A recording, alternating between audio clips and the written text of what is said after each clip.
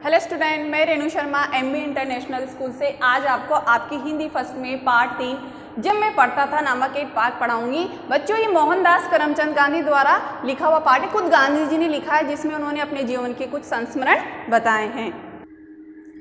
देखिए, पाठ 3 जब मैं पढ़ता था, इस पाठ में गांधी जी ने अपने जीवन के कुछ संस्मरण, कुछ यादगार पल इस पाठ में बताएं कि वो विद्यार्थी जीवन में कैसे थे, उनकी दिनचर्या कैसी थी, वो इस पाठ में हम पढ़ेंगे।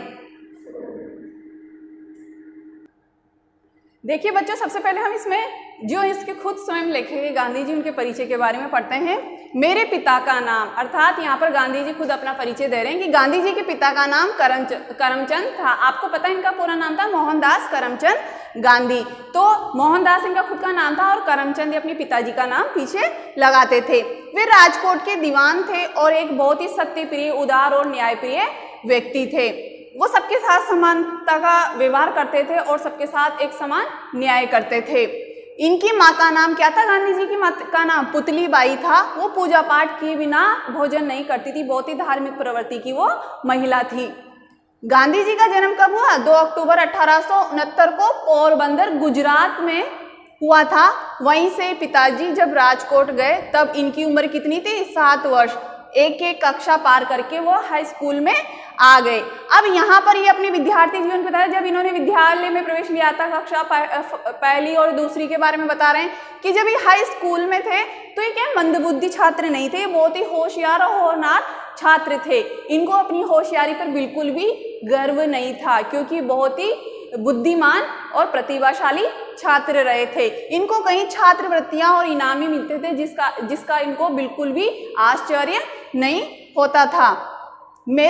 मेरे हाथों कोई ऐसा काम हो जिसके लिए शिक्षक मुझे दंड दे, ये मेरे लिए असहनीय था। ये पढ़ाई में बहुत अच्छे थे, लेकिन ये हमेशा कोशिश करते थे कि मेरे हाथों कोई भी ऐसा काम ना हो जिससे मुझे शिक्षक मुझे दंड दे, मुझे उसकी सजा दे, क्योंकि उनको सजा पाना उनके लिए सहन करने योग्य नहीं था, असहनीय था। एक बार क्या हुआ कि इनको एक बार मार खानी पड़ी और मुझे मार का दुख न था, पर मैं दंड का पात्र समझा गया। क्या हुआ कि इन्होंने कुछ गलती भी नहीं करी, पर फिर भी इनको दंड का पात्र समझा गया और इनकी कोई गलती भी नहीं थी, लेकिन उस समय सिद्ध नहीं कर पाए कि ये गलती मैंने नहीं की है। ये जो बात थी, ये थी कक्षा पहली या दूसरी की। अब दूसरा वाला क्या संस्मरण बताते हैं गांधी जी यहाँ पर? दूसरी बार 7वीं कक्षा में मुख्याध्यापक ने ऊपर की कक्षा के छात्रों के लिए व्यायाम और क्रिकेट अनिवार्य कर दिया। कहने का मतलब यह है कि इनके जो मुख्याध्यापक थे, इन्होंने जब कक्षा 7 में गए तो वहाँ के मुख्याध्यापक ने इनके लिए पढ़ाई के साथ साथ व्यायाम और खेलना भी अनिवार्य कर दिया। लेकिन गांधी जी को व्यायाम और खेलने में बिल्कुल भी रुचि नहीं थी। वो इससे पहले कभी भी पढ़ाई के साथ में खेलने नहीं गए, ना उन्होंने कभी व्यायाम किया, ना कसरत की, उनको ये सब पसंद नहीं था। अब एक बार क्या हुआ, शनिवार का दिन था, इनको जाना था, इनके अनिवार्य कर दिया था, तो इनके हाथ में घड़ी नहीं थी और बादल छाए हुए थे। तो इस कारण से उनको समय का आभास नहीं हुआ, समय का पता नहीं लगा। और ये वहाँ पर जहाँ पर इनके जो अध्यापक थे और जो विद्यालय के जो और छात्र थे वो खेल रहे थे, वहाँ पर ये थोड़े देर से पहुँचे। जब दूसरे दिन ये विद्यालय गए तो वहाँ पर इनको दंड मिला और इनसे उसका कारण पूछा गया, लेकिन ये वो कारण सिद्ध नहीं कर पाए। इनकी बात को किसी ने भी सच नहीं माना। मैंने पुस्तकों में पढ़ा था कि खुली हवा में घूमना स्वास्थ्य के लिए लाभकारी है, यह बात मुझे अच्छी लगी। इनको अपने अध्यापकों की बात समझ नहीं आई गांधी जी को, लेकिन इन्होंने जब पुस्तकों में पढ़ा कि घूमना स्वास्थ्य के लिए अच्छा होता है तो इनके दिमाग में वो बात बैठ गई। अब ये रोज व्यायाम करते, कसरत करते, घूमने जाते, जिनसे इनका शरीर हष्ट पुष्ट हो गया। अब यहाँ पर एक घटना और घटित हुई। यहाँ पर ये गांधी जी मानते थे कि शिक्षा के साथ साथ आपका लेखन भी बहुत सुंदर होना चाहिए, अर्थात आपकी राइटिंग, जो लेखन कला थी, क्योंकि अगर आपका लेखन अच्छा नहीं है तो अधूरी शिक्षा की पहचान होती है। इसका इनको एहसास कब हुआ बच्चों? जब ये विलायत अर्थात विदेश जब पढ़ने गए, ये वकालत करने गए, तब वहाँ पर अफ्रीका के अंदर, तब वहाँ पर इनके जो सहपाठी इनके साथ जो वकालत कर रहे थे, उनके अक्षर बहुत ही सुंदर और मोतियों जैसे थे। लेकिन गांधी जी का लेखन शुरू से ही, प्रारंभ से ही अच्छा नहीं था, क्योंकि इन्होंने सुधार नहीं किया था।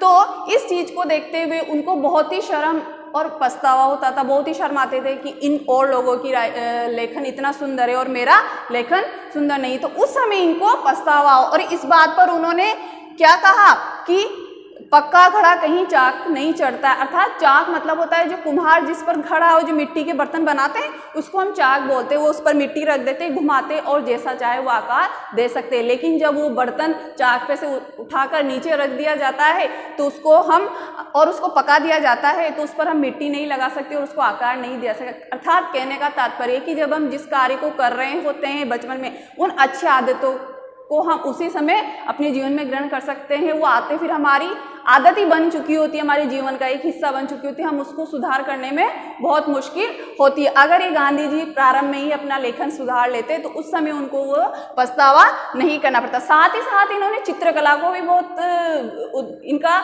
उद्देश्य था कि चित्रकला भी जीवन का एक अंग होना चाहिए, क्योंकि बच्चा जब चित्र बनाएगा, सुंदर सुंदर चित्र बनाएगा तो उन चित्र को देखकर वो अक्षरों का ज्ञान उसको होगा और वो बहुत ही सुंदर सुंदर अक्षर लिखेगा। तो इन्होंने चित्रकला को भी अपने जीवन में महत्व दिया और शिक्षा में भी इसको महत्व देना जाना चाहिए।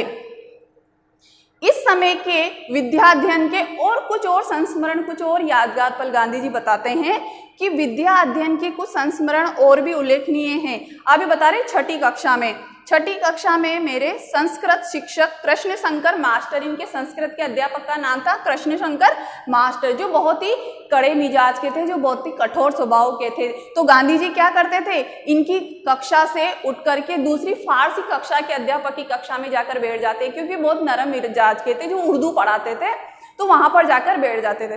तो एक बार कृष्णशंकर मास्टर ने गांधी जी से कहा कि तुम ऐसा क्यों करते हो, मेरी कक्षा से उठकर दूसरी कक्षा में जाकर क्यों बैठ जाते हो? मैं तो कोशिश करता हूँ कि सभी बच्चों को संस्कृत का थोड़ा थोड़ा सा ज्ञान हो। देखो बच्चों, जो हमें जीवन में जो चीज हम प्राप्त करते हैं ना, उसका हमें कभी अफसोस कि ये तो हम मेरे किसी काम की नहीं है, मैं इसको प्राप्त करके क्या करूँगा, ऐसा नहीं सोचना चाहिए। ऐसी हमारी मानसिकता नहीं होना चाहिए। कोई भी सीखी हुई चीज जीवन में व्यर्थ नहीं जाती है, किसी न किसी समय वो हमारे अवश्य काम आती है। ऐसा ही इनके साथ हुआ।